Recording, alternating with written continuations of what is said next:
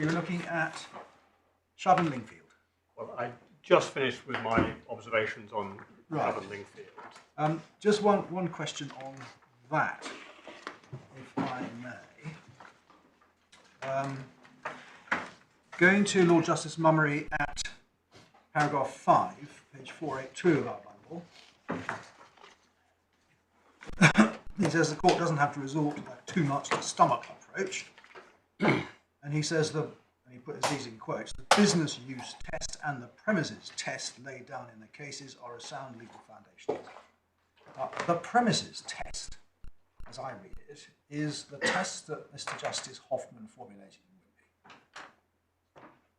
Whipple. We haven't actually, I've read it, you haven't shown it to us, but that is the source, as I see it, of the more appropriate test. We should then go back and look at that, my lord. I had assumed it was sufficiently reflected in what happened in the Court of Appeal. If we go back to what his lordship said, it's in the last tab of the first volume. So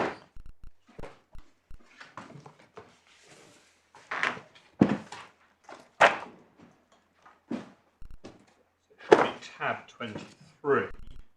Yeah. And his lordship's judgment begins at page 381 of the bundle, 170 of the report. Yes. Yarmouth and France. Now it's the section between G and top of the next page that's the critical one. So he starts by saying that there are three discriminations, and the third of which excludes the premises or place in which or upon which the business is conducted. And then he elaborates the third distinction, and he comments on Berkeley Curl by saying the majority held that even a building could be planted, quote, if it were more appropriate to describe it as apparatus for carrying on the business than as the premises or place upon which the business was conducted. So that's not answering the question, is it one item or two or more than one? This is saying this is the distinction between the premises and the apparatus. Difficult to read it any other way. No, I accept that he uses that two-word phrase, term. We've seen from the citation in the Court of Appeal that he uses it in a different place for a different reason. I anticipate your lordship has that, but it's at page 384 of the bundle. That passage beginning between letters F and G, that's later cited. And that's in the context of the entirety question. Yeah. So come back to 381. That sentence is a précis of what he understood the majority to have decided in Berkeley Curl.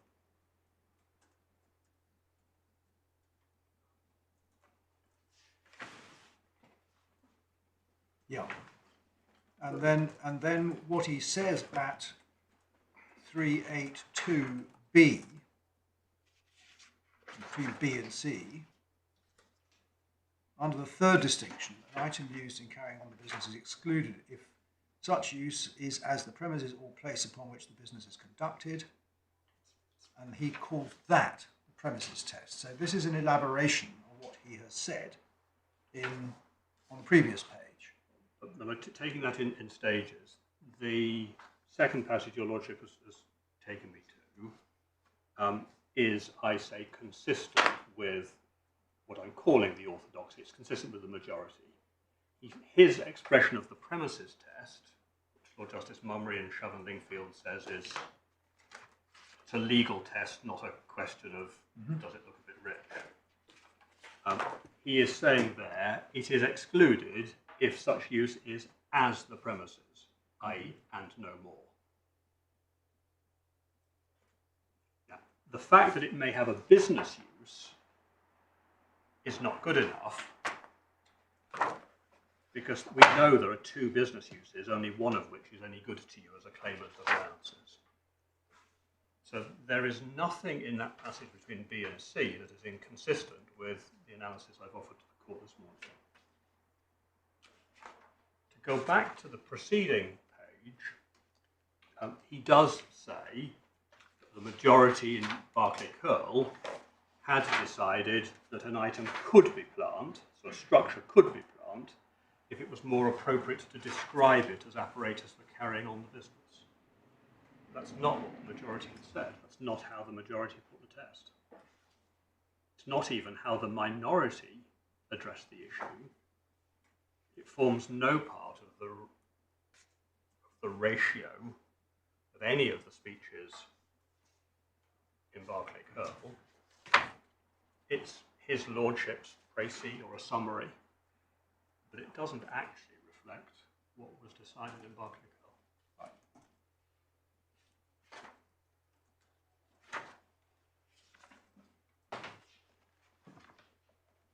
Thank you. Now, I've finished my observations on Shove and Lingfield. So I've shown you Wimpey, we've now looked at High Court and Court of Appeal. I've shown you Bradley, I've shown you Andolph. One small point on Carr and Sayer. Ms. Black reminds me that the Crown conceded the position on the movable kennels. Yes. And the decision itself doesn't explain that. But it was a fact in that case that the predecessor business to the taxpayer had claimed allowances on the movable kennels and they'd been allowed. And that's recorded in the General Commissioner's case stated. I cannot say, but one could speculate that that's why the Crown decided they would allow them, because they had historically allowed them. Just for your note, it's Volume 2, Tab 26, Bundle page 422, letter J. Now, I can put it no higher than that may explain the attitude of the Crown. I can't say that it did. So where does all this lead? Well, you will have seen from your reading of the Upper Tribunal decision that the Upper Tribunal will read all of these authorities, look at all of the snippets.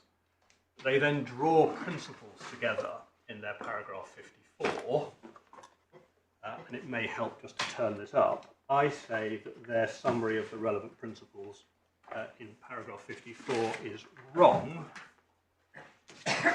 and in particular, it's their subparagraphs 2, 4, 6, and 8.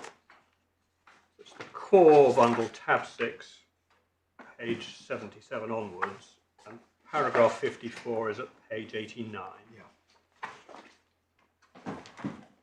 So where I part company with the Upper Tribunal is in relation to propositions 2, 4, 6, and 8.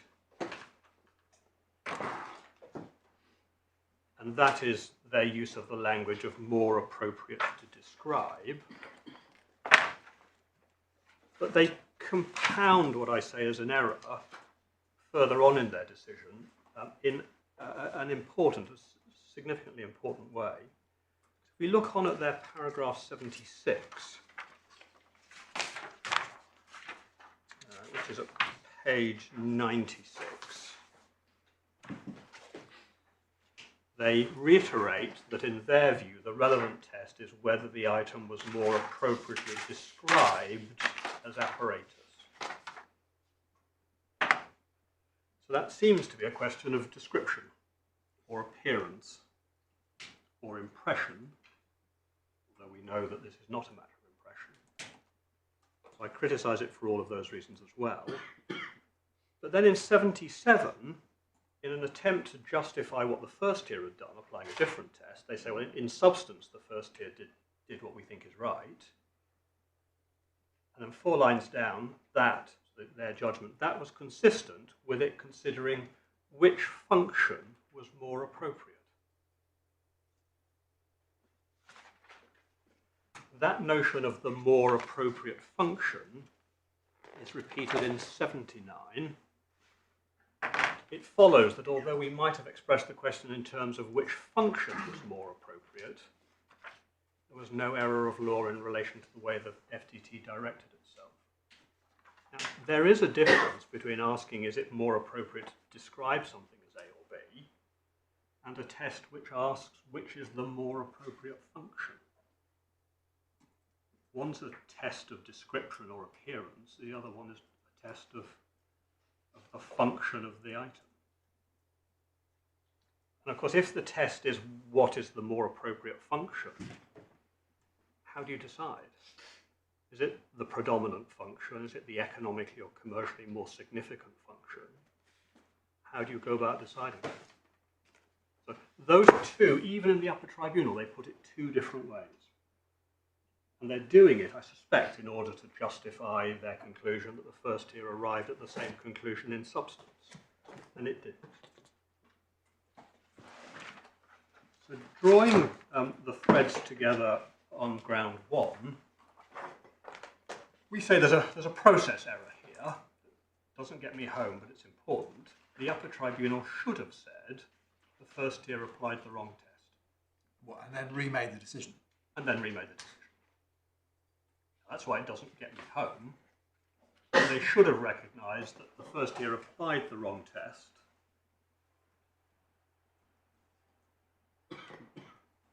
And they then should have remade the decision. But of course, they're remaking the decision in light of a test that the first tier haven't applied. The first tier didn't apply the more appropriate description or the more appropriate function test. So they're in that invidious position of trying to make a fresh decision by reference to a new test that the first tier itself had not adopted. It's not impossible, I quite accept that. But that's necessarily a difficult exercise. And of course, the different ways they put it in paragraphs 77 and 79 are material. Because you have to ask, well, were they applying a more appropriate description test, or were they applying a more appropriate function test? And I genuinely cannot tell, this is not forensic ignorance, I cannot tell which they did. So their failure to identify an error of law is compounded then by a different expression of the relevant test and their failure to make clear which test they were then applying so as to lead to the conclusion that these items were not common law plant. Yes. And then we have another process complaint that, again, I accept doesn't take us home, but it is quite clear that the first team misunderstood my argument. They record myself and my learned friend as saying the same thing. The one thing we were not saying was the same thing. Sorry, where is this? Paragraph 115 of the first tier. Yeah. The judge thought, just for your note, there are references in the first tier decision to submissions made by Mr. Cordara. Yes. Didn't think he'd appeared. He hadn't appeared, and the first version of this decision, I'm afraid, was... There were some problems. There were some problems with it. And so we asked, are you misremembering who appeared, or are you misremembering the case? And the answer was, the judge said, I misremembered who appeared. So when you see the odd reference to Mr. Cordara, it was me. I don't want him to be part of whatever submissions I was making, right or wrong. Right. So you say there was more difference between you and Ms. Natan than appears from 114 and 115? Absolutely. The upper tribunal glossed this over and say, well, it doesn't really lead anywhere. It doesn't mean that the first tier were wrong, but I'm afraid it is emblematic of the first tier failing to understand the right test, compounded by the upper tribunal then saying in substance they were the same, and then itself expressing itself in two different ways. So when we come to see what are these plant-like functions that you rely on, we're looking, are we, at paragraphs 1 to 9 and following the first tier?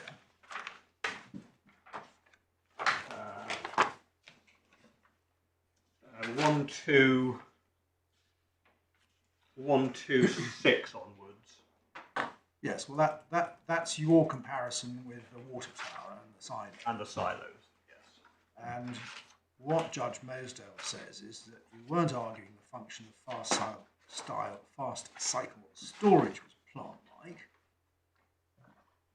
Your business was storage. Premises-like function of shelter and containment was the significant and predominant function. Just pausing there, my lord. We don't accept premises or shelter. But if she'd said setting and containment, that's still not necessarily not plant. You can contain something and be plant. Right. So she's wrong about that. Then she looks at the analogy with the coal room and says that altering the temperature of the gas was not a function of cavity. Then she looks at storing gas at high pressure, and she says that's just the purpose was simply to store more gas. This is paragraph 133. The ability of cavities to store gas was a premises-like function because they were just very good for storing gas. And I think that's borne out by the physics, isn't it? It's because they were deep underground that they could accommodate gas at high pressure. So what are the plant-like functions that you're relying on? One needs to read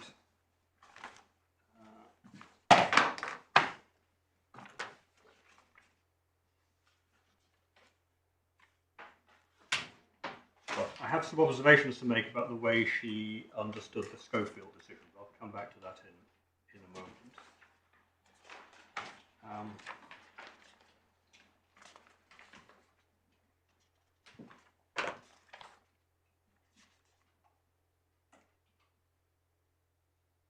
So if one walks through it, in 122 she says they're clearly part of the premises. Now we say setting, not premises. Yeah. Oh, I should have said 127. She talks about free flow, and she says, well, that's out of your control. Yeah.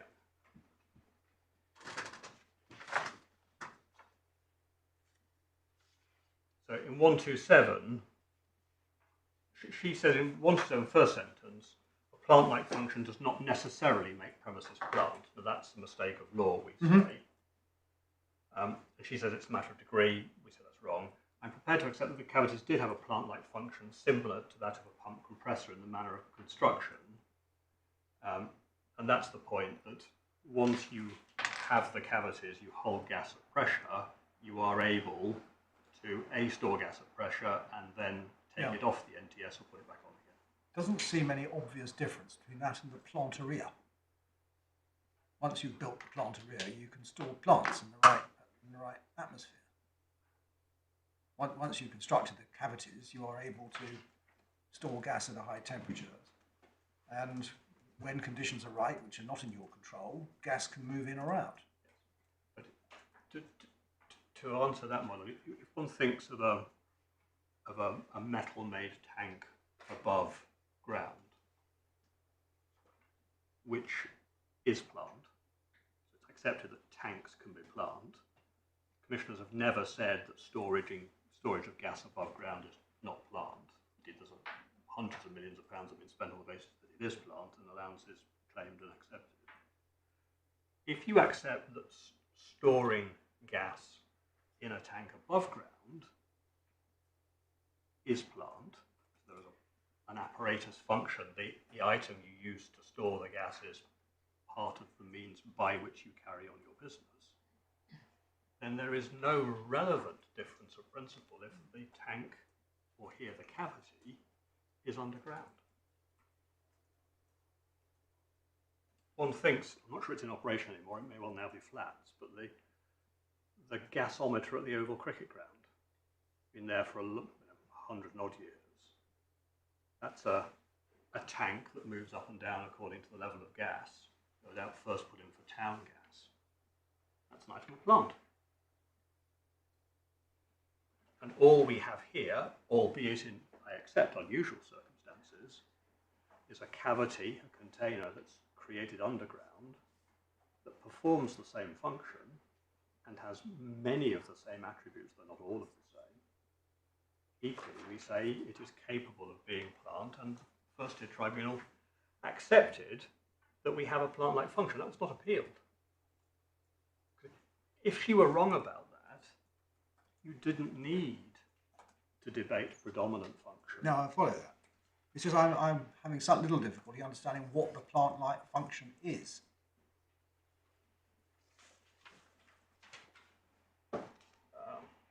Well, I think one has to read on the whole of her analysis here. It's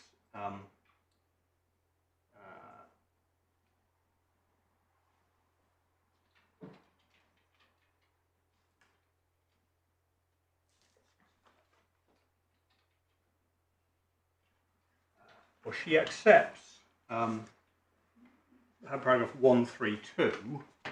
She accepts that they functioned as a pressure vessel. That's wrapped up as part of my submission, but she had accepted in the earlier part of the decision that they do function as a pressure vessel.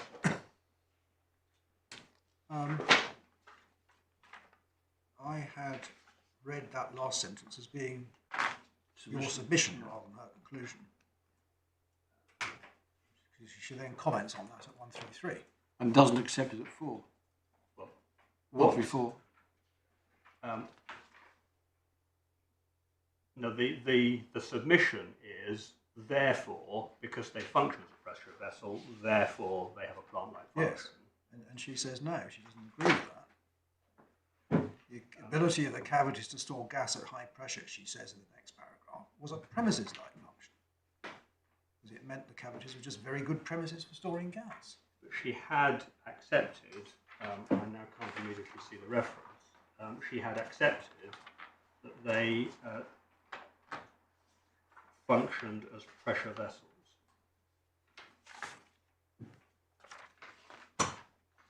Well, in the sense that, because they were in halide, underground, you could pump gas in at a high pressure.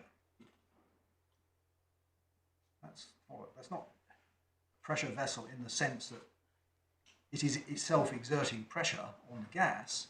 It's just because of its geographical location, geological location, if you prefer, it's capable of accepting gas at high pressure. But then I would ask rhetorically, look at the grain silos or the water tower in Margaret. All that could be said of the water tower in Margaret was that it held water at a sufficient height to give flow into the system. High Court judge says it's just a tower, it just holds water, that's not enough. House of Lords majority say, no, you've got to look at the function. It had a function, it was part of the apparatus with which you carried on the business. That was sufficient. The grain silos, in one sense, all they did was hold grain. Well, I don't think that those were the Special Commissioner's findings, or indeed what the Court of Appeal in Northern Ireland said about it. What Lord Justice Lowry says is that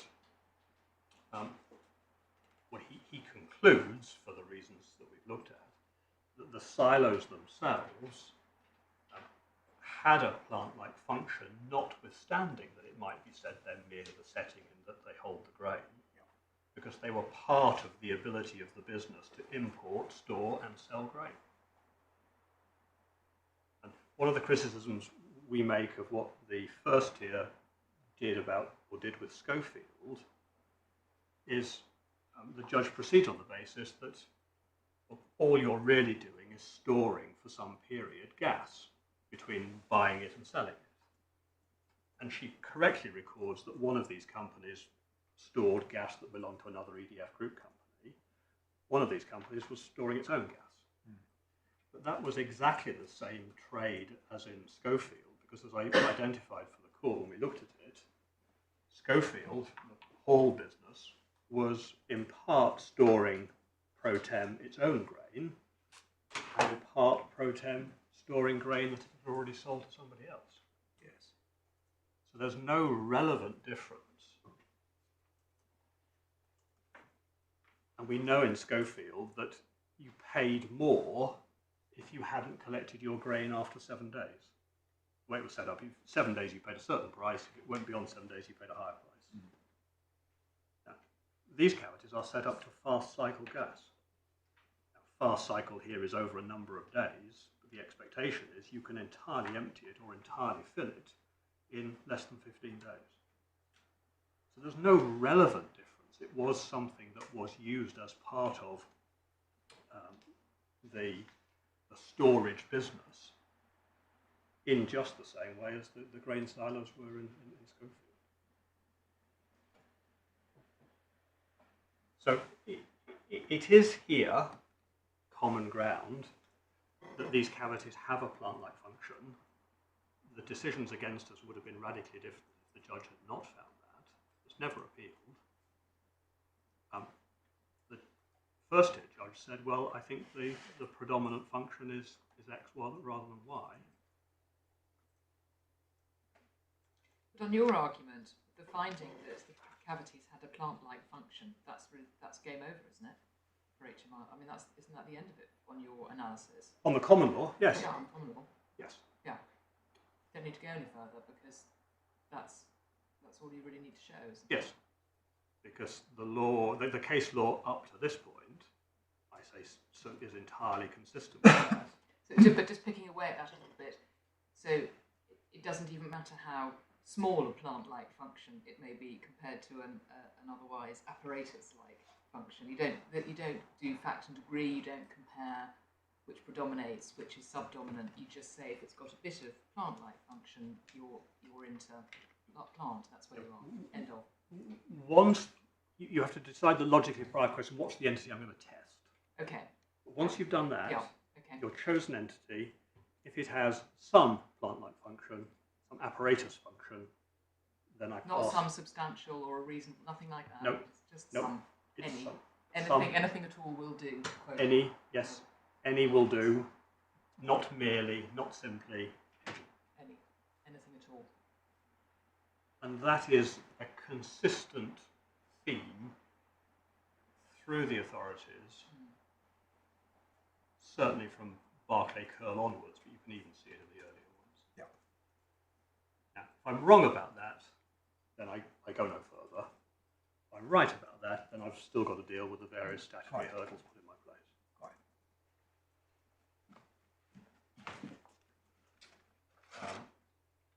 So I've made my points about Schofield, and if need be, I'll come back and flesh those out in reply. Last point just to make is this point I made this morning, but I think it's worth touching on again. If the test is more appropriate, if it's the more appropriate function, which is one way the Appellate Tribunal puts it, that is in effect a restatement of the predominant function test. Sorry, I missed that bit. I was just my last thought. I hadn't got to. If the second way the Appellate Tribunal put it is to say you must look for the more appropriate function. Now that has the merit of focusing on function, but has the disadvantage that in my submission it is just restating the predominant function test, and is wrong for that reason. The first way the Appellate Tribunal put it is to say you must look to see whether it's more appropriate to describe or regard. And that is a test of description or impression, of gut feel. It's not a principled answer, and it surrenders the legal question, what does plant mean?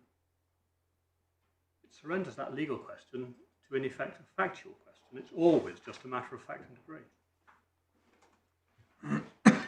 That would leave the law in a sorry state, because it would not be possible for taxpayers or advisors or the revenue to discern in advance of committing what might be hundreds of millions or billions of pounds towards large infrastructure projects as to whether they would or would not qualify for capital allowances. And that might be the law. Of course, I quite accept it, might be. That is not where the law should be. It's not unknown for the law to have not very well defined concepts, like, for instance, whether somebody's fit to be a director. I accept that. I accept that. Somebody's got to make a value judgment about that.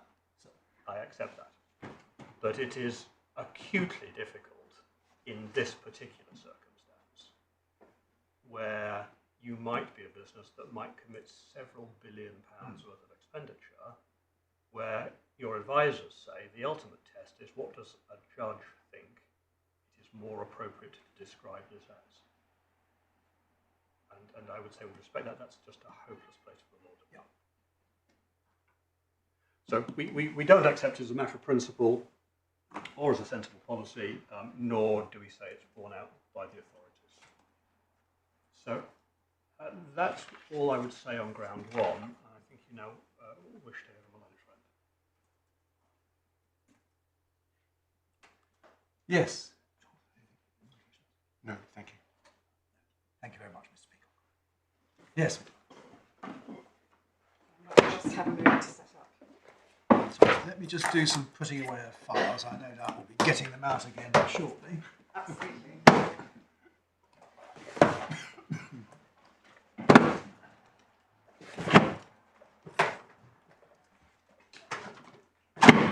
Yeah.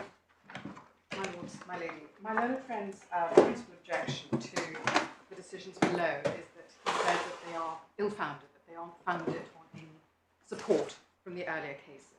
He says that neither the predominant test nor the more appropriate test has any foundation within the case law. And we say that that isn't right. And if I might just take you to a couple of places where we say that they are adequate to found the way in which the FTT and in fact the UT decided this case. You, my lord, immediately after lunch, in fact, took my learned friend to precisely the point I was going to take you to, which is... How annoying. Well, I mean, I'm very grateful. It's always good to go with the wind. But it was page 381. This is Mr. Justice Hoffman in Wimby. Exactly, my lord. It was said that the more appropriate language was used in the context of a different test, not the premises test. And what we say is that no, that isn't right. Wherever else he may use the words more appropriate, at the bottom of page 381, so let me just take you to that, the last tab in the first file.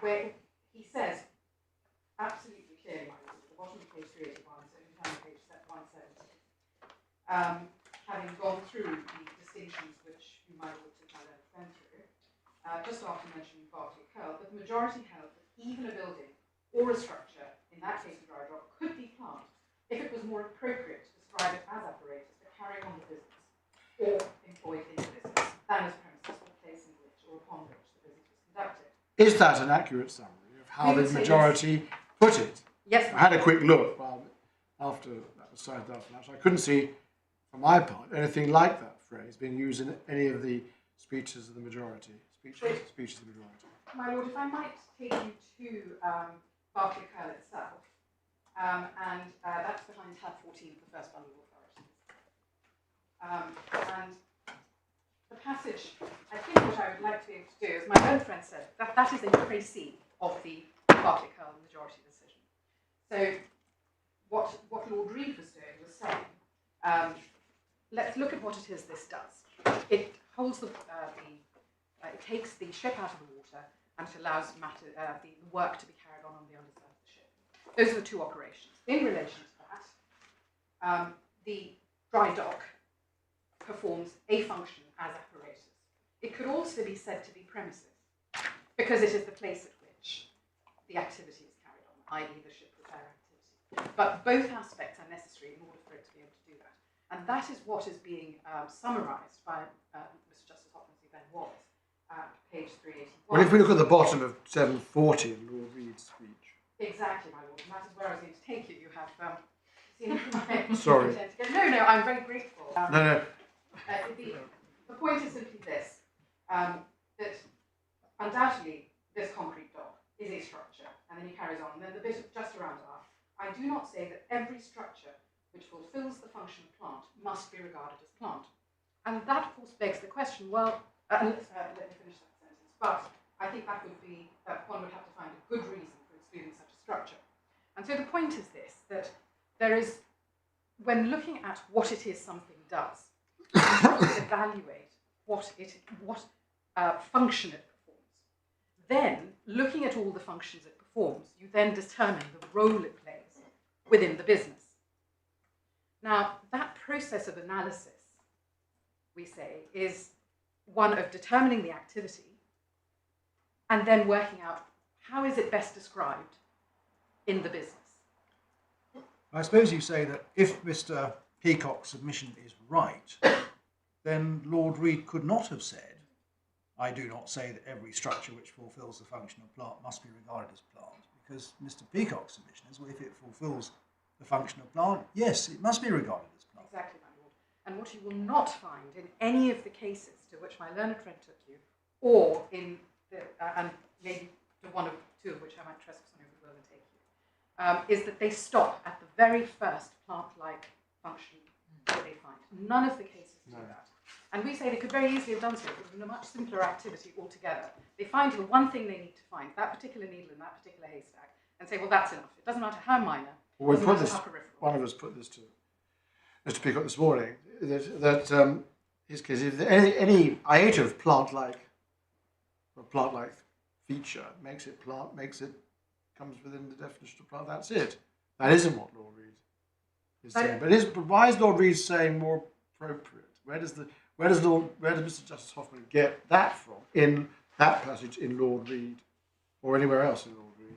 I'm not sure that I've done a word search for more appropriate in Berkeley Curl, but if I might put it in these terms, that what Lord Hoffman was doing when he was looking at what it is the majority decided, was he was saying, look, what they did was they said there was certainly premises function here.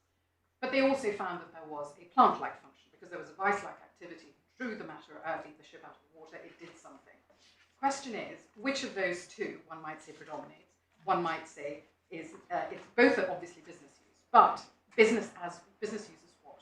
And the better way to look at it was to say that it was necessary in order to carry out the activity of ship repair for the dry dock to do what it did. So it was plant. Now, that has been preceded into more appropriate, and that language then is found over and over again. But I didn't find, I don't think, more appropriate within Lord Reed's speech. I mean, on one view, what Lord Reed is saying is that if it can be described as plant in any way, if there is any plant, forget description, if it fulfills the function of plant in any way, then it is plant, unless there's a good reason, almost a sort of presumption. Isn't that a sort of higher, putting it more highly than more appropriate, which is a sort of on balance is plant?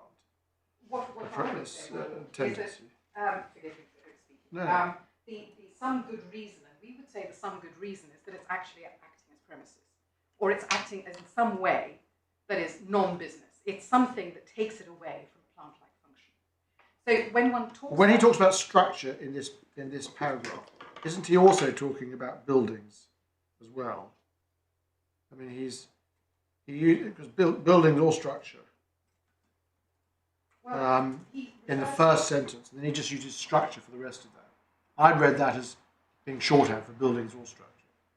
So premise, in other words, premises, not just a structure. Well, I think, my lord, if I may put it in these terms, the opening sentence talks about a general principle, what it says that they observe buildings or structure and machinery are not mutually exclusive. He then looks at the specific dry dock and then says it's a structure.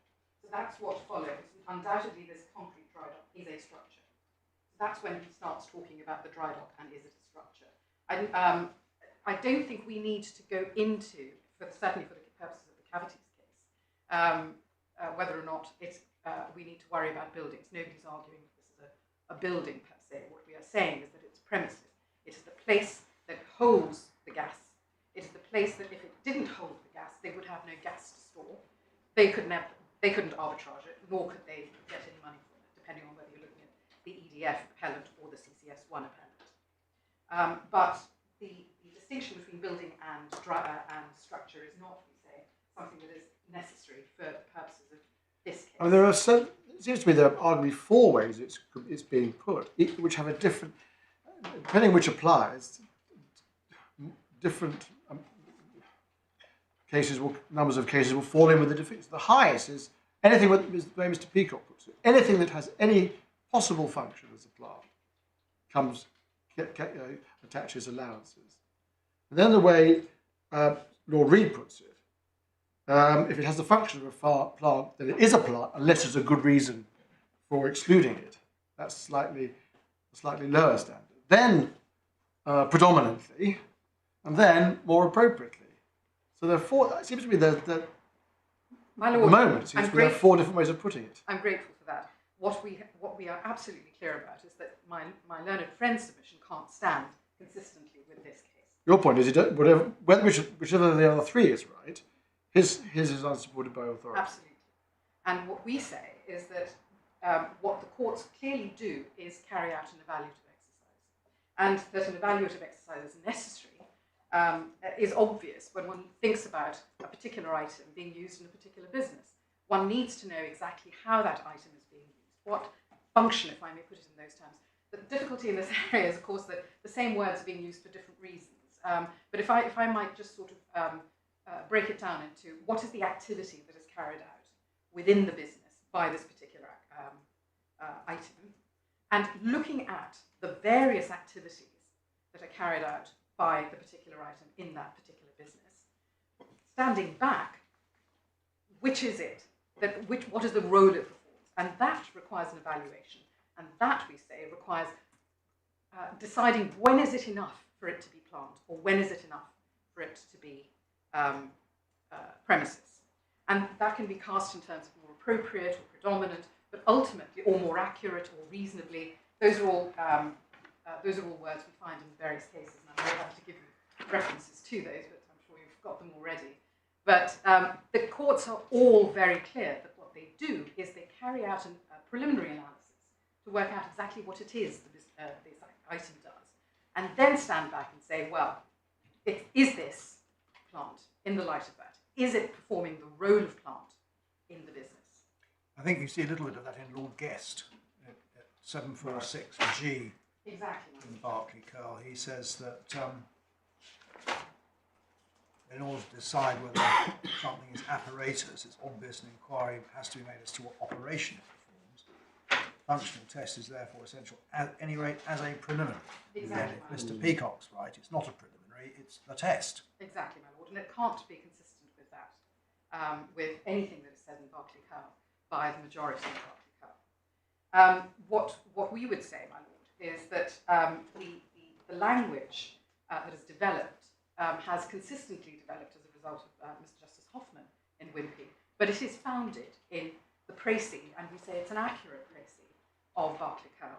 What we know, In a sense, the case law turns a new page, Mr. Justice Hoffman, isn't it? That particular way of looking at it, or explaining, if you like, the other cases is new, and it's been taken up in subsequent cases. yes, there's a clarity of thought there, the breaking down of the Yarmouth and France test into the three elements, and then saying that business use is fine, but business use is not enough. You've got to show how it's used in the business. Is it used as premises, or is it used as plant? And that sort of the breaking it down into the various elements and then explaining the various elements, we say, starts with that level of clarity, at any rate, with Mr. Justice Hoffman. And we say that it's an entirely safe basis upon which to then build the rest of the edifice that the later cases build, because that principle is clearly founded on Berkeley Curl. It may be a précis, by using the words more appropriate, but it does accept that. It might be a bit more, it might be developing the law a little bit, mightn't it? What I Or would at least filling in what was meant by these slightly confusing words, some good reason. So it could be just Hoffman saying, I think what's being said here is that you may have rival, you may be able to look at it two different ways, and you've got to figure out if not everything which fulfills the function of plant must be regarded as plant, how am I going to fill that gap? I mean, does it have to be a strict précis, or could we say that Mr. Justice Hoffman is taking it one step further? Perhaps we could find a middle ground, my lady. Perhaps it could be a clarification. A finding of the law. But do you agree with what I said a moment ago, which it does have the effect of lowering the bar? In other words, maybe raising the bar. It means it's harder to attract capital allowances than how it would, if one applied the strict words of how Lord Reed put it in that passage we were looking at. Oh, you mean, forgive me, my lord, I misunderstood you. You're saying that it's easier under Lord Reed's formulation. More, which way around is it? Yes, more things would count as plant and therefore attract allowances under Lord Reed's characterisation than under Mr. Justice Hoffman's. And to that, my lord, I would say that it depends very much on how one casts the good reason and how easy it is to be able to find a good reason. I mean, if something is very definitely the premises within which something is carried on, then that's very good reason to hold that it's not a plant. So I think it may be a qualitative judgment depending on the facts in front of you. Yes. But what it's clearly saying is that there has to be an evaluation. Picking up Mr. Peacock's last point about his Cassandra-like warnings about the difficulties that might follow for taxpayers and infrastructure providers. Do you say the more appropriate test is easier to apply than Lord Reed's strict formulation? I don't think I need to go that far. I think there is a degree of clarity with the more appropriate test. Your phrase clarification. I don't like to self-refer. It sounds a terribly grand thing to do, but the point being that if there are bright lines, it's easier to try and come within those. But in determining whether or not something is more appropriate, obviously one still has to have an evaluation. And in each case, the taxpayer is going to have to work out whether or not they fall on the storage side of the line, or whether they fall onto the premise, or they fall onto something which is the means by which they carry out their activity. The factual inquiry will be, one would say, easier if one knows that you have to put on one side of the line all the plant-like functions, and on the other side of the line, plant-like operations, and on the other side of the line all the premises-like, or other disqualification, or non-business-like, or stock and trade-like operations, and then decide, well, standing back, which is it? Is this plant within the business or not? But the test, I mean, the action that a taxpayer is going to have to take, we would say, is not going to be that different whether under Berkeley Curl or under the more appropriate formulation, because they still have to work out what exactly this role is that this particular item plays in the business. I mean, it's not a unique problem even in tax law. No. Nobody's ever told us what a trade is. No, exactly. Nobody's ever told us what income is. You just have to sort of work it out a bit. Well, exactly, my lord. Exactly, and there are very big brains that can actually work it out, whether within the businesses or others. Well-paid brains. Well-paid brains as well. But the test, it's not a unique matter here. The test, we say, has been pretty much the same all the way through. I mean, for instance, even going back as far as Gerald and John Good, those partitions, they held, Lord Justice Pearson's held, it could have been viewed either way. Now, he was saying that, I think, not just because the FTT was justified in finding it one way or the other, but he himself formed that view. If he had been of a different view, if he thought they definitely fell one or the other side of the line, he would have perhaps said something about it. And I would say, in fact, that he says either view could be taken, suggests that he himself felt that either view is possible. And that evaluation is something that has been there since Gerald and John Good. I mean, even in Shum and Linfield, which is one of the later cases, they talk about more accurately described. So all of these You'll are show just... us that. Yes, of course I will. I can show it to you now. Well, we'll never. We'll just don't let us forget it. That's all. I think it may be quite a good point at which to take you to it. Shum and Linfield. Behind. That's in volume 2 of the authority. Yes, my lord. It's behind tab 30, I believe.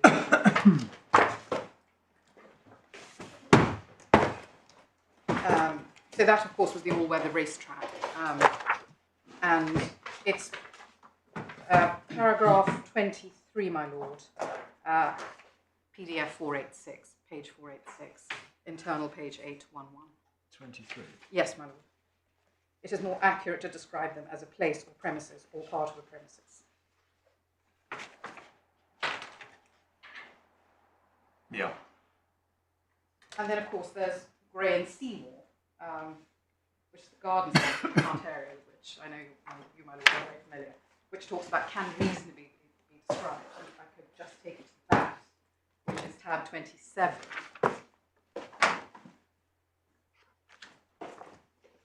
And the relevant page is 433.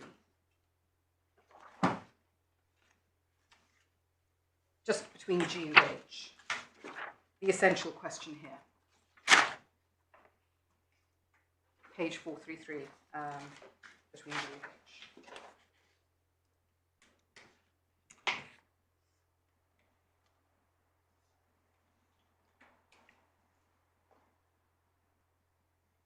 And they cite Mr. Justice Hoffman.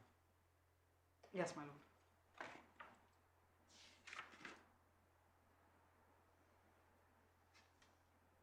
They also go on to cite Berkeley Curl Yeah.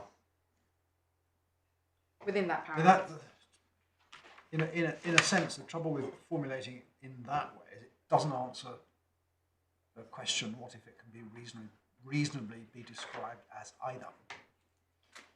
Well, I mean, in a completely different field of the law, when we're looking at leasehold enfranchisement, the question is always, can something be reasonably described as a house? And there are plenty of cases which say, well, if it can reasonably be described as a house, it is a house, even if it could also be reasonably described as something else. yes, and I accept that. What I was taking you to here was to say that evaluative, comparative language is used in other cases. Yeah. What we would say, though, my lord, perhaps is this also, that having carried out the analysis of what are the operations a particular item performs, if one can reasonably come to the view that they are plant, well, that seems to sit within. It's not the same as more. It's not the same as more appropriate. But we would say that actually the more appropriate language is the more appropriate brackets, speech marks, the more appropriate test is possibly easier to satisfy because it requires one to stand back. My learned friend said that it shouldn't be a matter of impressions. It shouldn't be a matter of first impressions, and we agree, because the first impression doesn't allow you to carry out the evaluative exercise. It doesn't allow you to inquire into exactly what is it what are the operations the particular item does. But cases do talk about a matter of impression, and let me just take you to a case that says that. Well, Mr. Justice Gary says that and then rather backs off it. Well, let me just take you to that. Gary was in.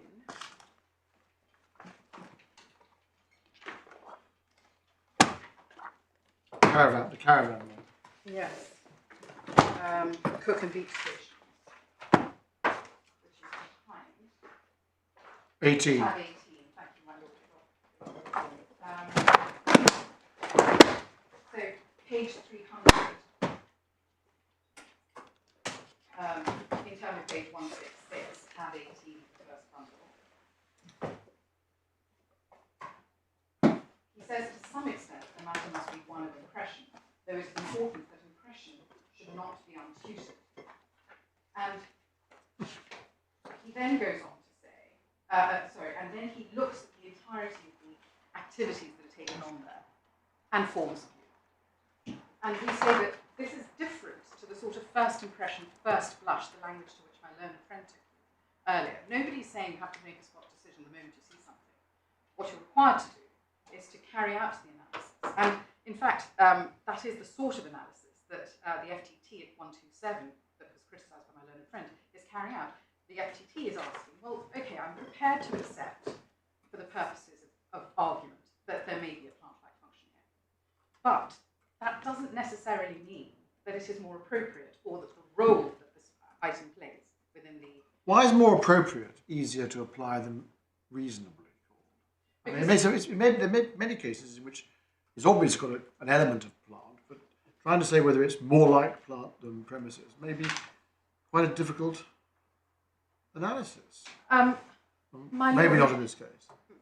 May I perhaps step back a little and just say that the proposition that I'm supposed to answer is any plant-like function enough? Sufficient. And we say that's definitely not the case. It's just not supported by the authorities. How best can the test then be articulated in order to give sufficient clarity? The way it seems to be being done is using the term more appropriate. But that subsumes within it the actions that were in any event required, which is ask yourself, what are the operations this carries out? And if they point in both directions, if it carries out a premises function and a plant-like function, ask yourself, standing back, as a matter of evaluation, what role is this performing? If it's really still performing a containment role, a shelter role, which we say is a premises role, it's premises. If it is actively the means by which, perhaps active is the wrong terms since it brings up the passive-active comparison, which we say is live. But if it is the means by which the business is carried on, then it's plant. Whatever else the other functions may be, that it's plant. How do you distinguish these cavities from above ground tanks, which is one of the points that Mr. Peacock heavily emphasised? He said, well, above ground storage tanks are obviously plant. What's the difference between these and those? Well, it depends very much on what they're used for, my lord. Because something is plant in relation to a particular business, and we know from the cases that a storage business is just storage of a storage business is not plant. That's, you know, the references to mere warehouses that we come across. I think in Schofield there's a distinction made between, perhaps if I just take you to that. So the fact that a tank may be plant in some instances doesn't mean that the cavities here are plant, because here the business, and this is finding a fact, is that this is a storage business. Was a gasometer treated as plant? My lord, you take me beyond my expertise. I can ask those behind me. But there was a rather ultimately arid debate in the FTT about whether or not these were gasometers, whether these were tanks, was a gasometer subsumed within a tank or vice versa. All sorts of rather technical and 2 experts worth of reports went to this point. But it might also depend on precisely how a gasometer worked. It may depend on how the gasometer works and what role it performs within the business of whoever it is who owns it. Here, what we have is a storage business. That is a finding of fact. And the storage is the storage of gas. Nobody's debating the surface machinery, etc., and items. Those will qualify. The only question is, what do these cavities do? And these cavities do no more than contain the gas. They contain a lot of gas because they are built in that way, i.e. underground, lots of overburden allows there to be a lot of gas held. But that's really all they're doing. They don't affect the temperature. The temperature is affected by the pressure. The pressure is caused by the gas coming in, i.e. it is input, and therefore there is perhaps a rise in temperature and an increase in pressure. It's the input of the stock in trade, isn't it? By filling up the cavity with more stock in trade, temperature rises. I mean, that's just basic physics. If you fill anything, a small contained space with anything, of course the pressure rises. Whether or not it's stock in trade will depend on what one does with the thing. So in this instance, of course, it is matter with which they, the only plant within the cavity is the cushion gas, which is necessary in order for it to maintain structural integrity. So we would say that there is to the extent it is asked, well, what is the difference between an underground tank, we don't accept that this is a tank, but between an underground cavity that holds this gas and an overground? And we say, well, overground tanks may, in some instances, qualify if they are plant in the business. But in this instance, what we have are cavities that are not plant because all they do is perform a premises function. They don't do anything else. Even if one were to accept, as a matter of preliminary analysis, the finding in 127, I am prepared to accept finding in 127, that is not, we say, anything like enough to form the view that the activity, the role within the business is anything other than storage.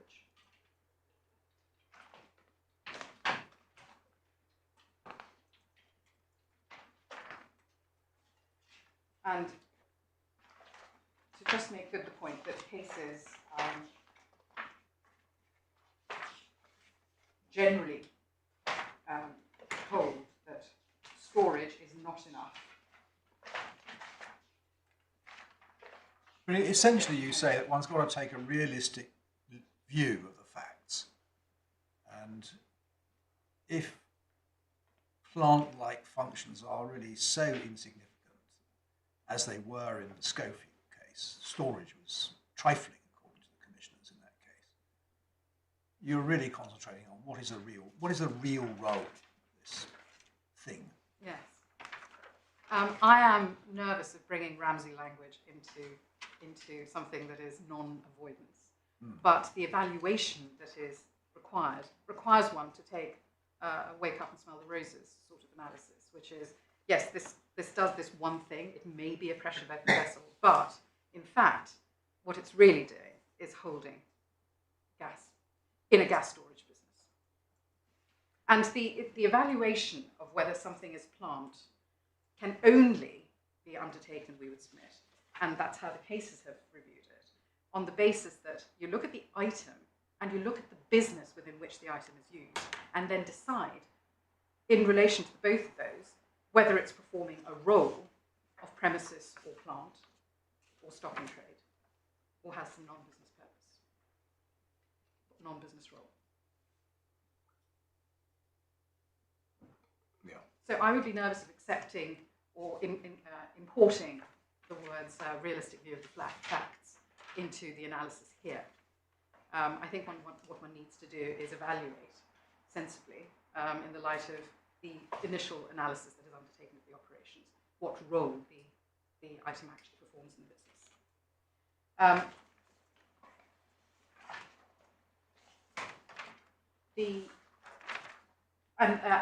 One of the criticisms that was made of the FTT's decision and its understanding of Schofield was that it didn't understand that that the storage in Schofield was really no different to the storage here.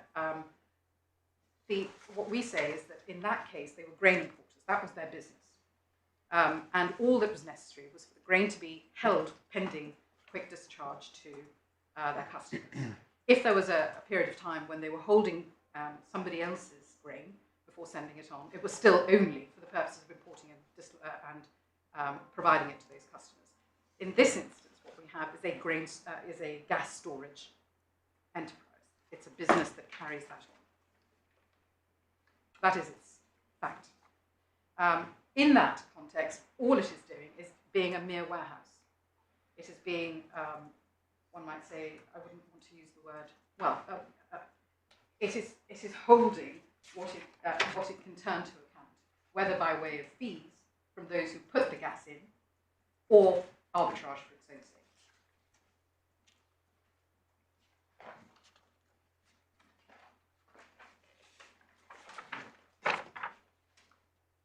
My lord, we would say that the UT, one of the things my learned friend said is that the UT Upper Tribunal found that the FTT had got it wrong, that the test was wrong. We say that that isn't the case. If I might invite you just to go to, so it's core bundle, tab 6.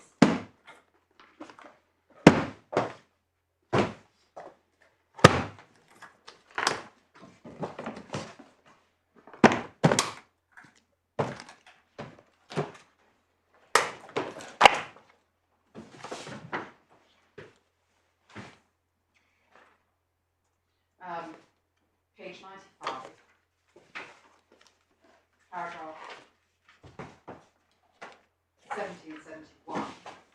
71. 70 and 71. Yeah.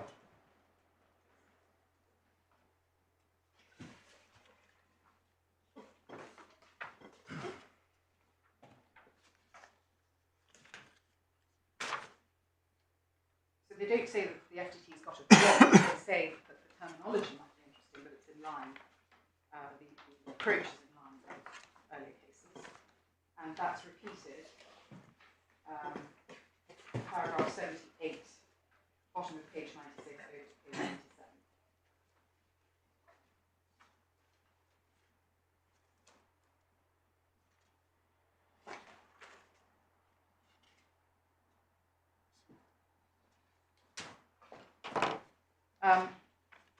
We also say that the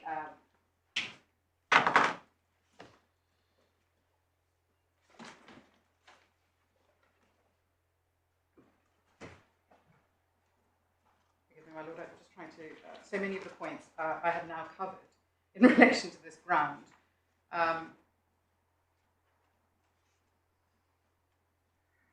It is said that in Anduf there was no finding of fact at all about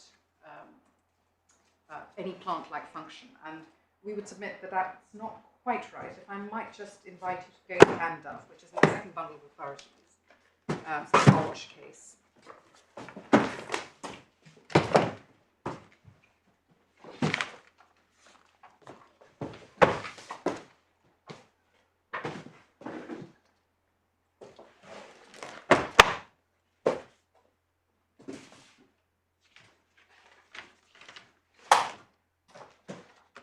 And if one goes to page 478, internal page 1177,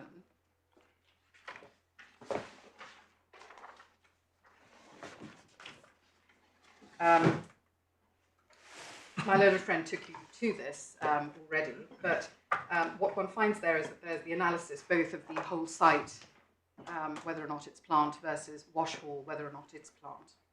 And one of the items mentioned at around between D and E in the wash hall analysis is we were taken by Mr. Whiteman. Do you have that, my lady, my lords? We were taken by Mr. Whiteman to the detailed plans of the concrete base, and it is certainly arguable that the base functions as plant. Now, the FTT's findings on that are to be found at page 470.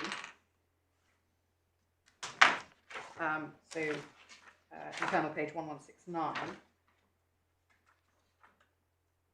7 is to do with the roof that the FTT thought was the relevant plant-like function. And 8 is the reinforced base.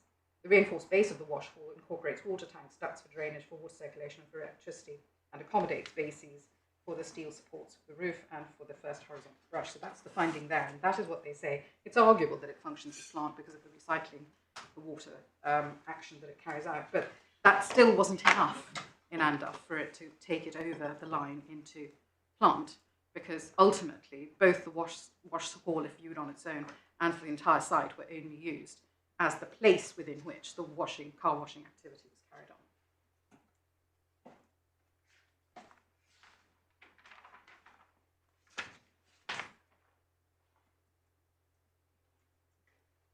Yes. My lord, there are several other cases to which I could take you, but the thesis of all of them is the same, which is that you have to carry out the role. You have to carry out the activity of finding out what is the operation that each item performs within the business, and then to determine, standing back, what is the role that this item performs. I've called it role because they use function in both senses, a plant-like function as well as it functions as plant. And one is, of course, part of the preliminary analysis, and the function as plant is what I call role. But ultimately, you have to arrive at a standing back analysis as to what is it that this item is doing within the business. The cases to which I was going to also take you, but I suspect are not necessary because you are familiar with all the relevant cases, would really be Bradley, I suspect. And my learned friend's That's summary. the substation case. That is the substation case. My learned friend did take you to 1082. Sorry, if we're going to look at it, we need to have it in front of us. Yeah, thank you, my lord. So Bradley is 28? 28. 28, my lord. And the question in relation to that was if I could take you to page 1082 towards between G and J.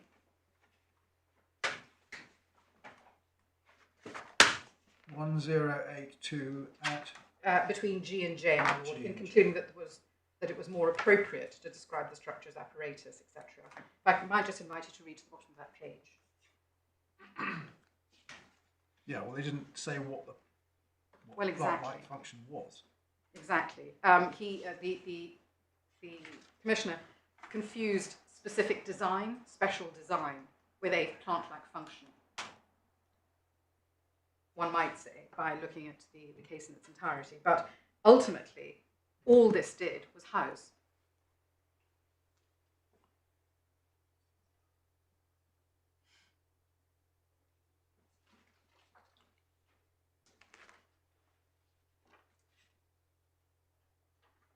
And then, if one looks at the speech of Lord Guest at page 465, towards the middle of it, between H and J, it picks up the point you made, my lord. The functional test is therefore essential at any rate as a preliminary. That's between H and J on page 465, internal page 1083.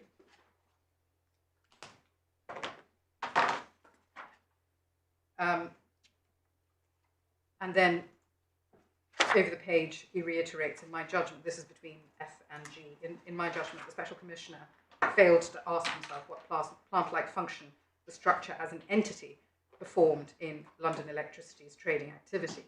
And that's the question that has to be asked. And then skipping forward a little bit, just below G, no plant-like function was identified for the structure as a whole.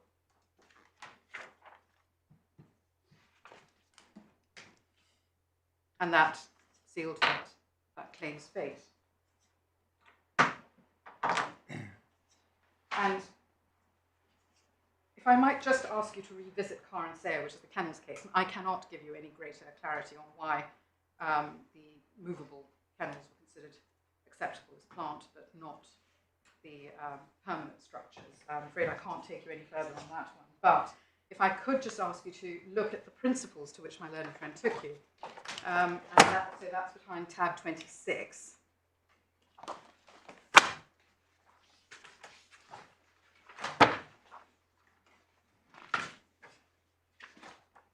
And if I might, tab 26, page 426 sets out the principles. And it's the third principle I'd just like to draw to your attention. And equipment does not cease to be plant merely because it also discharges an additional function, such as providing the place in which the business is carried out. Now, that, of course, presupposes that there's been the inquiry that I'm speaking about, whereas my learned friend's analysis stops at the moment that you find any plant-like function within the business. So, first of all, that we say that this supports our approach, which is to carry out the evaluation. The second we say is that this analysis can go both ways. So, equipment does not cease to be plant merely because it also discharges an additional function. Now, if you stand back and you have decided that something is plant, then the fact that it also carries out another activity, as it were, is part of the process that you have undertaken in order to arrive at the point that it is plant. And I think that's what this is trying to say. The one possible reading is that these principles, you start with a piece of equipment, or apparatus properly so called, and then you ask yourself, is it equipment or apparatus? And it doesn't stop being equipment or apparatus just because it's doing something else as well. You don't start from the premises end and say these are premises in which something is stored. Do they do something else as well? And it's looking at it from a different perspective. What I might say to that, my lord, is this: that actually one shouldn't start at any end. One actually should carry out the enterprise of inquiry first, and then determine, looking at it, what is it? What role does this item actually perform in the business? Mr. Peacock's right. This decision is wrong, isn't it? Yes, my lord. And so would. I'm trying to think which the other ones. I suppose it could be said that your formulation of it looks as though it was formulation your suggestion the Upper Tribunal adopted based on Mr. Softman and others can explain the difference between movable and unmovable kennels, because it could be said that a fixed kennel, a building kennel, is more appropriately described as premises, whereas a mobile kennel is more describable as plant. That may well have been the may well have been the And thing we have to get behind that. it, but I'm afraid I can't venture into Right. But you're like movable partitions and fixed walls. Well, exactly, and either view could be taken on those, as we know from Lord Justice Pearson. Ultimately, it was held that the dogs were protected. It was carrying on a business of holding dogs and cats in a particular space. That is a premises function. We say that the cavities here do no more than hold the gas for the purposes of the storage business carried out by this enterprise. And that really is that on that point. We would submit that the Upper Tribunal did not make an error in its analysis of the case law. It did not misunderstand Anduff. Anduff is clear in that Lord Justice Peter Gibson builds on Wimpy. And Wimpy itself, Lord Justice Fox builds on Mr. Justice Hoffman's analysis, all of which we say is a well-forged link. There is no error of law in Lord Justice Peter Gibson's analysis, nor is there an error of law in the UT relying on Lord Justice Peter Gibson's analysis. I don't propose to address you any further on that point. Might I just check with those behind me?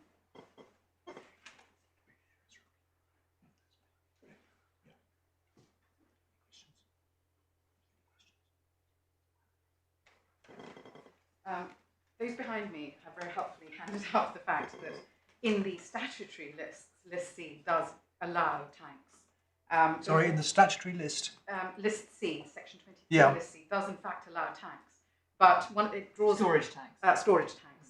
Yes, not the sort that are inactive. Not obviously, just to be clear. Yeah. Quite.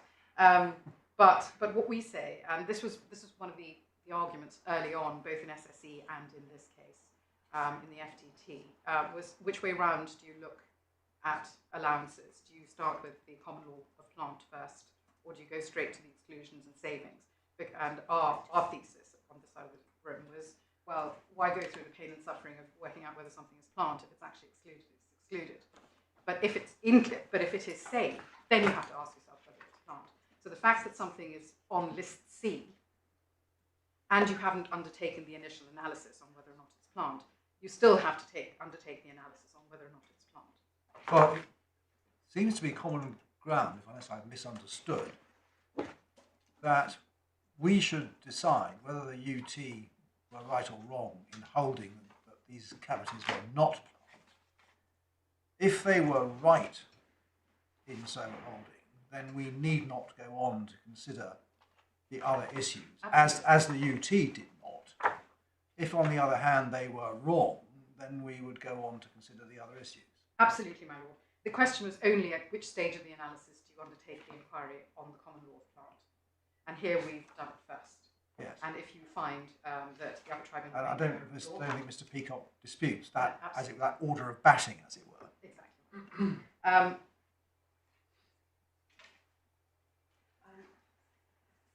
My lord, I think that's brought me to the end of what I wanted to say about common law of plant. Right, thank you very much, Mr. Peacock. Question.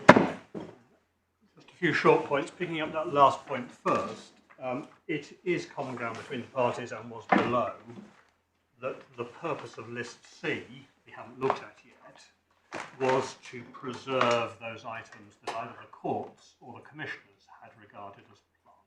Yep. The fact that you see storage tanks listed in List C is a strong but not conclusive indication that storage tanks are plant. You can put it no higher than that, but you'll see the dynamic. Returning to the points you heard from my learned friend,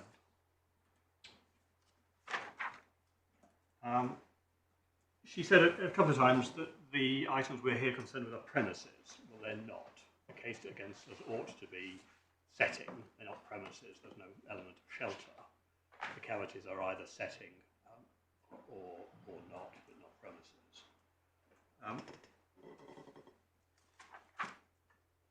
Second point, she did say, as I heard her, that there was no plant-like function here, and that submission is not one that's open to her, given that the commissioners didn't appeal against what the first tier had decided. Having cleared those two bits of the ground, my own friend presented what Mr. Justice Hoffman had to say in Wimpy as being, I think she put it as a clarification. She wouldn't extend to saying it was a development of the law, rather noticeably. She said it's a clarification. And if it's a clarification, then one has to go back and see what it is that his lordship is clarifying. There's grave danger in all these cases. It's like Chinese whispers, that once you've heard the same whisper handed down over 20 authorities, there is a danger that you lose sight of the true principles. So one does need to go back and look at the source material here. So it is helpful to go back and start with Barclay Curl. If you do that, it is the case, and I've always accepted, that Lord Reed says that there may be another reason. Good reason. Good reason. It would have to be a good reason. have to be a good reason. If you go on, as I showed you in opening, and read the next 20 lines or so, the way he expresses his decision in that case is entirely consistent with what I've called the orthodoxy, namely that the relevant question is this function merely that of premises? So when he actually expresses the ratio of his decision, he puts it in terms that I say as the orthodoxy. That is also how he has been understood by this court and others in that long line of cases I showed you, running up significantly to what Lord Justice Templeman had to say in hers. So there is a consistent line of authority in this court understanding Lord Reed in that way. Of course, I also accept that Lord Guest talks in terms of a preliminary question. But again, if you go on and read the whole of his speech, he doesn't identify any further hurdle or question to be answered. And when he actually expresses himself as to the decision in that case, the Barking Curl case, he does it in terms that are entirely consistent with what I say is the orthodoxy.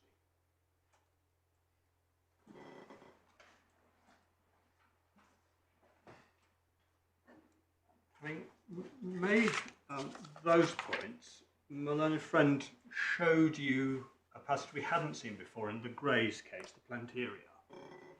She said, she took you to, it's page 433, I think, where it's expressed in terms of reasonableness.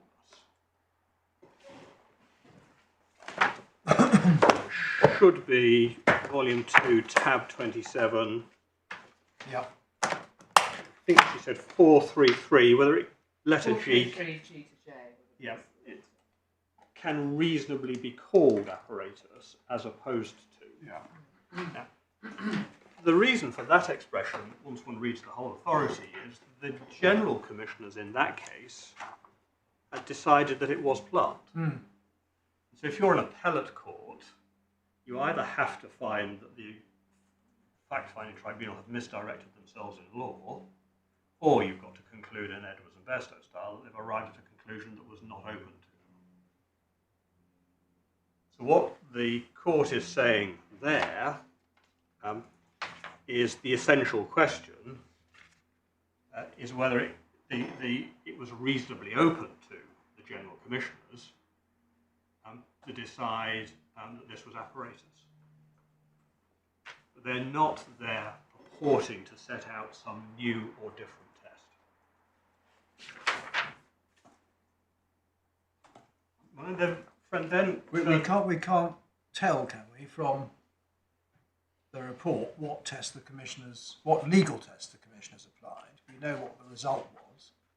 So is this a case of them purporting to apply the correct legal test but arriving at a result which could not be justified on the facts as a reasonable conclusion, therefore that this court interfered? Is that how you put it? Well, it was the judge below who'd interfered. So it was Mr. Justice Weinlott. He had overturned the general commissioners. So what this court was faced with was, I see. Yes, was it right for him to have done so? Yeah. And we don't have the case stated in this report, and I confess I can't remember, although we could look in the High Court report, I can't remember what basis Mr. Justice Weinlott turned the decision over. Well, I see it's in Simon's tax cases, and they usually have them. Well, in the High Court, they would set out the case stated, and then so one could look. But what the court is clearly not doing is setting out some new test. Yeah. And then my learned friend suggested that whether tanks might be plant would rather depend on the nature of the business. But of course, I've made the point that when you look at the nature of the business that was being carried on here, it's not described by the first tier as simply being storage. The judge at the first tier was quite clear that what we were doing here was fast cycling storage of gas. That's paragraph 57 of the first tier. And she accepted that the use of the cavities in this way was part of the wider gas distribution system, and that's paragraph 77. So there is no difference of principle here between the nature of the trade that these two appellants carried on and the nature of the trade that was carried on in Schofield. My friend then made an observation on Bradley. But with respect to my friend, it doesn't add to the debate here. The references that we see in Bradley are about the entirety debate and not about anything else. And she then, in answer to a question from my Lord Justice Baker, said that if I was right, then Andulph must be wrong. And with respect, that's not right.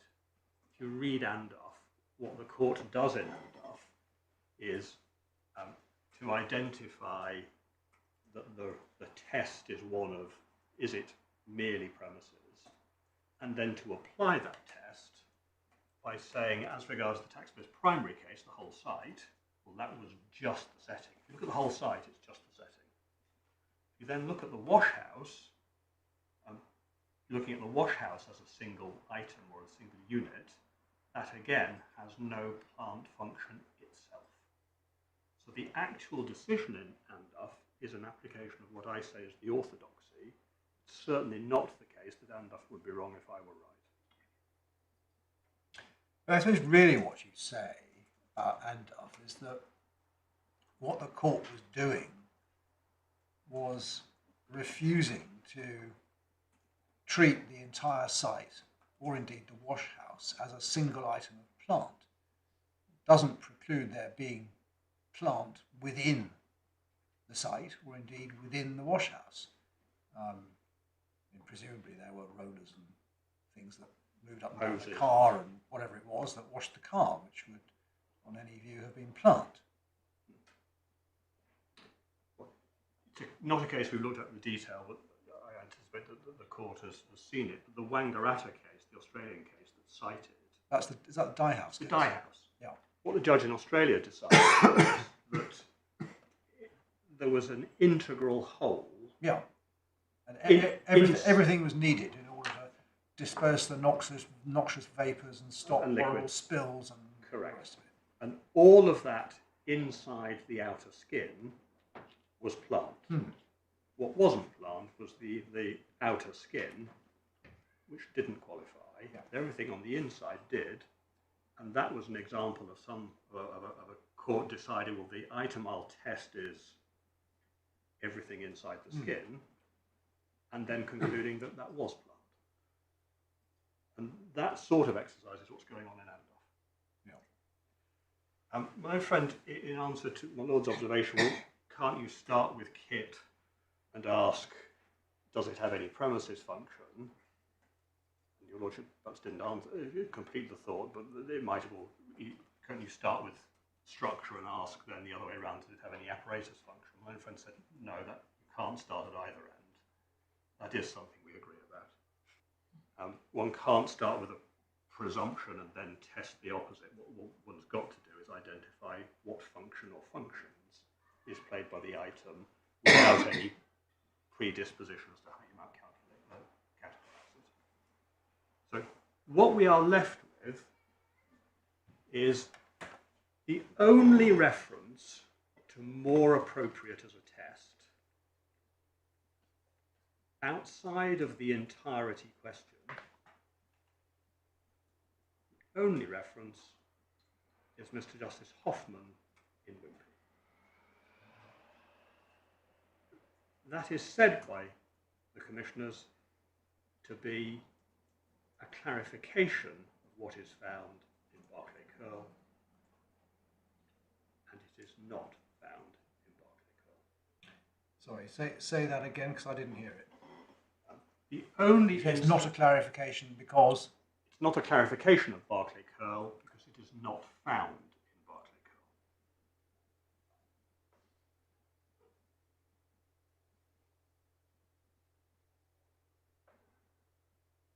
And on the other side of the scales, if one wants to weigh it up, are that series of decisions of this court which understood Berkeley Curl to set the test in terms of excluded if merely setting. And that is a line of authority that I say with respect this court should not depart from.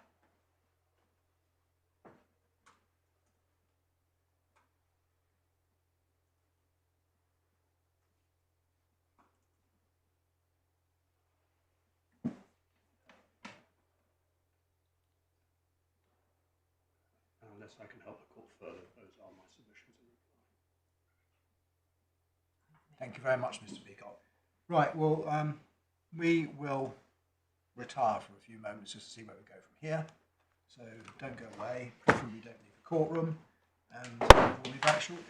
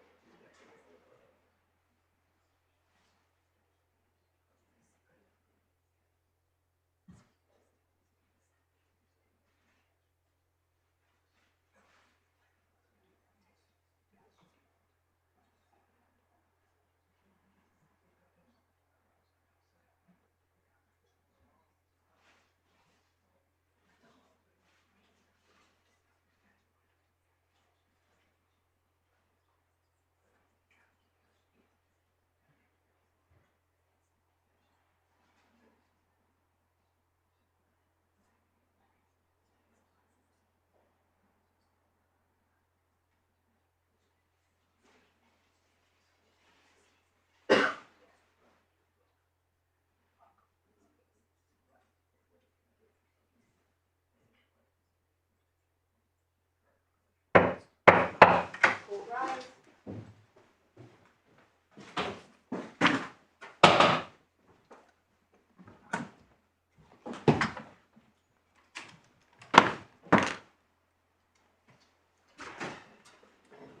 Well, thank you both very much for your excellent arguments on this point.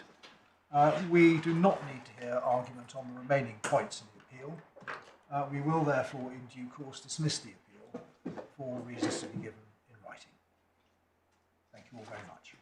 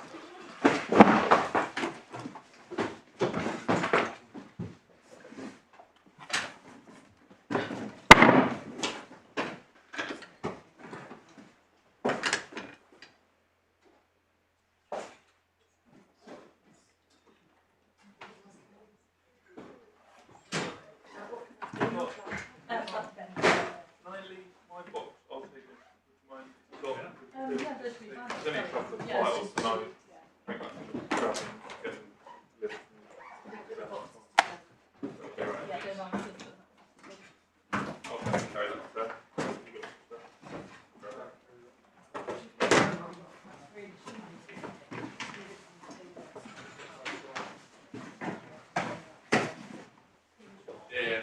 I can do.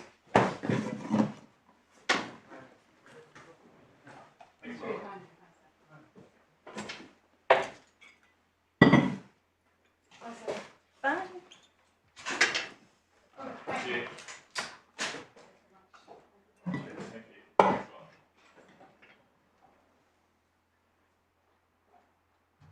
Thank you. Thank you. Take care. Bye bye.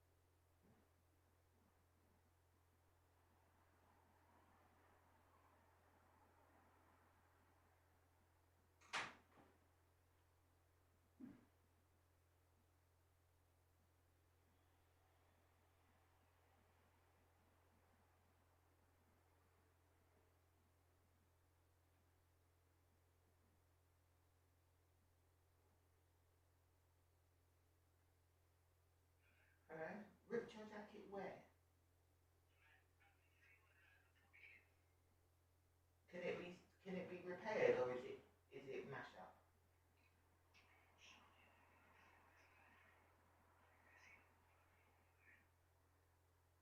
How did that happen?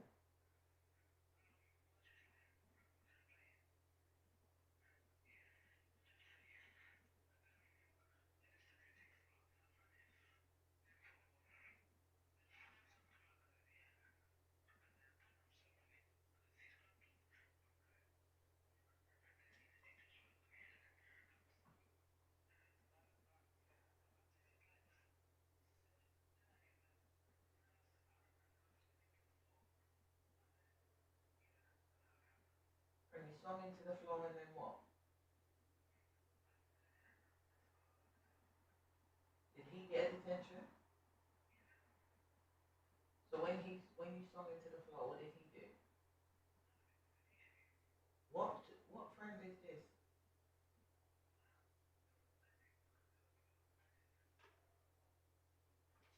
Right, well Shania's at home so she'll tell me how bad the jacket is. How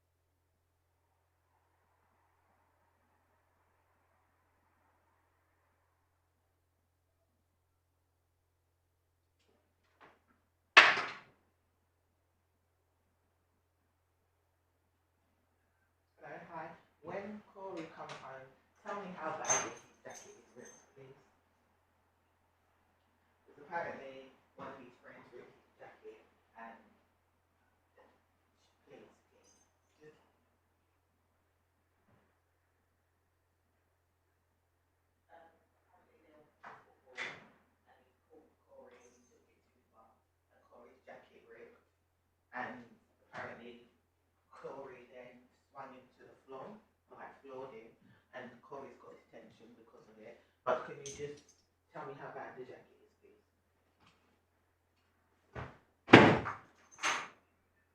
No, he hasn't. Anyway, just what's going to put it? Just take a picture of it